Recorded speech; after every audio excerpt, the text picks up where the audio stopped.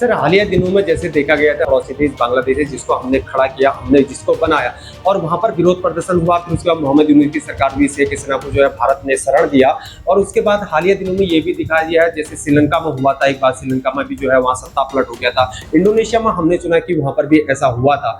आपको क्या लगता है कि नेपाल में भी कुछ ऐसा दिख रहा है जिस प्रकार से ये सब कुछ हो रहा है? हाँ बिल्कुल, अब देखिए इस तरीके का दिख रहा है तो सत्ता परिवर्तन तो मुझे लग रहा है कि सत्ता परिवर्तन संभव है।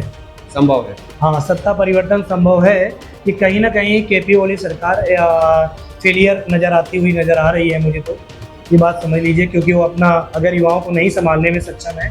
और मुझे ये नहीं लगता है कि इस देश की सेनाएं क्या करती हैं जब इस देश के कुछ युवा आकर के ऐसी चीज़ें करते हैं। या तो कहीं ना कहीं सरकार में बहुत समय से इस चीज़ों के लिए उग्र कुछ साजिश रची जा रही होती है, जो सरकार समझने में नाकाम रहती है।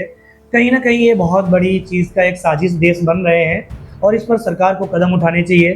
मैं भारत के भी अगर इस पे भारत के प्रति भी इन विचारों को हूँ तो कहीं ना कहीं सरकार को अपनी चीज़ों को और युवाओं को कॉन्फिडेंट में लेने का प्रयास करना चाहिए और सरकार को कुछ चीज़ें करने का ठीक प्रावधान होना चाहिए। जहाँ लगता है कि देश में ये संवैधानिक चीज़ें ठीक नहीं हैं, उनमें चीज़ें परिवर्तन होनी चाहिए।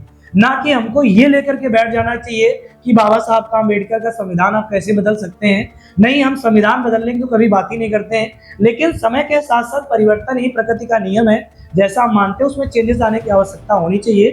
और सीधी सी बात मैं मानता हूँ कि संवैधानिक चीज़ों में कुछ चीज़ें हैं जो बदलाव की आवश्यकता है अपने देश में भी। नहीं, हमको कुछ ना कुछ नज़र आता हुआ दिख रहा है कि भारत में भी आगे ऐसे प्लान बन रहे हैं कि लोग ऐसा प्रयास कर रहे हैं कि भारत को भी साजिशन एक लोकतांत्रिक देश को कहीं ना कहीं बलि के तौर पर चढ़ाया जाए इसको।